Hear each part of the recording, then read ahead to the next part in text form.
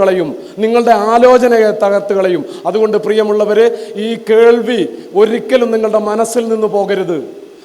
നിങ്ങളോട് തന്നെ സമരം ചെയ്യണം, ഈ കേട്ടതിനെ ഉള്ളിൽ നിർത്താൻ വേണ്ടിയിട്ട്. ഇത് ഇവിടുന്നോട്ട് ഇറങ്ങിയാൽ പോവും, 4 മെസ്സേജ് വന്നാൽ പോകും, ഇൻ്റർനെറ്റ് ഓണാക്കിയാൽ പോകും, യൂട്യൂബ് തുറന്നാൽ പോകും. പക്ഷേ പോകാൻ അവസരം കൊടുക്കരുത്. നിരന്തരമായി അവനവനോട് ചെയ്യേണ്ട ഉത്തരവാദിത്തത്തിൻ്റെ കടമയുടെ സമരത്തിൻ്റെ കൂടി പേരാണ് പാലിയേറ്റീവ് കെയർ. അതുകൊണ്ട് ഈ പാലിയേറ്റീവ് കെയർ ദൗത്യം ഇപ്പോൾ ചെയ്യുന്ന പോലെയല്ല. എനിക്ക് പറയാനുള്ളത്, ഇതിൻ്റെ ഭാരവാഹികളൊക്കെ മുന്നിലിരിക്കുന്നുണ്ട്, ആഴ്ചയിൽ 7 ദിവസവും ഹോം കെയർ തുടങ്ങണം. ആഴ്ചയിൽ 7 ദിവസവും ഹോം കെയർ തുടങ്ങണം. വളണ്ടിയർമാരെ ചിട്ടയായി പരിശീലിപ്പിക്കണം. വിദ്യാർത്ഥികൾ ഒരു വെക്കേഷൻ സമയമാണ്.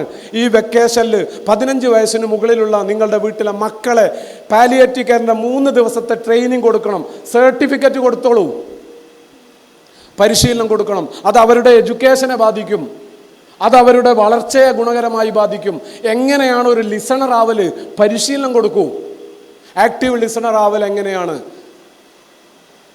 അമ്മക്കൊരുമ്മ കൊടുത്ത് അച്ഛനെ ചേർത്ത് പിടിച്ച് വീട്ടിൽ നിന്നാണ് തുടങ്ങേണ്ടത്. ഇന്ന് മതസംഘടനകൾ പോലും വൃദ്ധസദനങ്ങൾ ഉണ്ടാക്കാനുള്ള തിരക്കിലാണ്.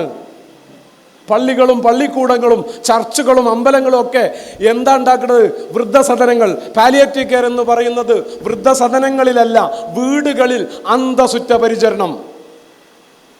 എത്ര പ്രായമായാലും ഉപേക്ഷിക്കപ്പെടരുത്.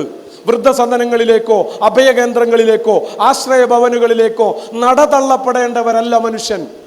ആത്മാഭിമാനത്തോടുകൂടി ജീവിച്ച് ആത്മാഭിമാനത്തോടുകൂടി അന്തസ്സോടുകൂടി മരിക്കാൻ ഒരു മനുഷ്യന് സാഹചര്യമൊരുക്കുന്ന കരുതലിൻ്റെ, സ്നേഹത്തിൻ്റെ, അറിയലിൻ്റെ, മനസ്സിലാക്കലിൻ്റെ, ചേർത്തുപിടിക്കലിൻ്റെ പേരാണ് പാലിയേറ്റീവ് കെയർ. മനസാന്നിധ്യത്തോടെ, ഹൃദയ സാന്നിധ്യത്തോടെ, സമ്പൂർണ്ണ ഇഷ്ടത്തോടുകൂടി ഈ സ്നേഹ കൂട്ടായ്മയിൽ ഒരു കണ്ണിയായി, ദൃഢമായ കണ്ണിയായി നിങ്ങൾ ഓരോരുത്തരും ശക്തിപ്പെടുത്തണം. ഈ സംഘത്തെ ശക്തിപ്പെടുത്തണം. ഒരു കെട്ടിടത്തെ പോലെ ഈ കെട്ടിടത്തിന് ഓരോ ചെറു മണൽത്തരികളും ഈ കെട്ടിടത്തെ എങ്ങനെ ശക്തിപ്പെടുത്തിയോ അങ്ങനെ നമ്മൾ സമൂഹത്തെ ശക്തിപ്പെടുത്തുക. പീസ് മിഷൻ പാലിയേറ്റീവ് കെയർ സംവിധാനവുമായി ബന്ധപ്പെട്ട് നിങ്ങൾ ഒരു ശരീരത്തെ പോലെയാവണം.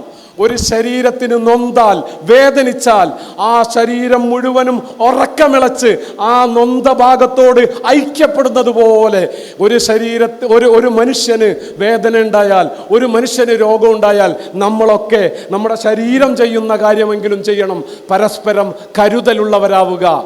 Care, love, share. Care, love, share. Unconditional love. മതം മാനദണ്ഡമാവാൻ പാടില്ല, പരിസരത്ത് മാനദണ്ഡമാവാൻ പാടില്ല, രാഷ്ട്രീയ മാനദണ്ഡമാവാൻ പാടില്ല. സ്നേഹ കരുതൽ പരിസരത്ത്.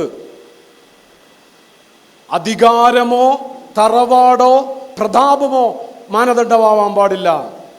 Unconditional love. പറയാൻ എളുപ്പമാണ്, പ്രയോഗവൽക്കരിക്കാൻ നല്ല ബുദ്ധിമുട്ടാണ്. പറയാനും പ്രസംഗിക്കാനും നല്ല എളുപ്പമാണ്, പക്ഷേ പ്രയോഗവൽക്കരിക്കുക. എന്നാൽ ആ പ്രയോഗവൽക്കരിക്കുന്ന സാധ്യതയെ നമ്മൾ വെള്ളവും വെളിച്ചവും വളവും നൽകി പരിപോഷിപ്പിക്കണം. സകല നന്മകളും ഈ നാട്ടിലുണ്ടാവട്ടെ എന്ന് ആഗ്രഹിക്കുകയും പ്രാർത്ഥിക്കുകയും ചെയ്തുകൊണ്ട് ഏറ്റവും എല്ലാ മനുഷ്യർക്കും വന്നു ചേരാൻ പറ്റുന്ന ഒരു കോമൺ പ്ലാറ്റ്ഫോമായിട്ട് നിങ്ങളുടെ പീസ് മിഷൻ ട്രസ്റ്റിൻ്റെ പാലിയേറ്റീവ് കെയർ പ്രവർത്തനത്തിന് സാധ്യമാവട്ടെ എന്ന് ആഗ്രഹിക്കുകയും പ്രാർത്ഥിക്കുകയും ചെയ്തിട്ട് എൻ്റെ വ്യക്തിപരമായിട്ടുള്ള എല്ലാ പിന്തുണയും നിങ്ങളുടെ എല്ലാ പ്രവർത്തനങ്ങൾക്കും ഉണ്ടാകുമെന്ന് വാഗ്ദാനം നൽകിക്കൊണ്ട് ഞാൻ അവസാനിപ്പിക്കുന്നു. Thank you very much.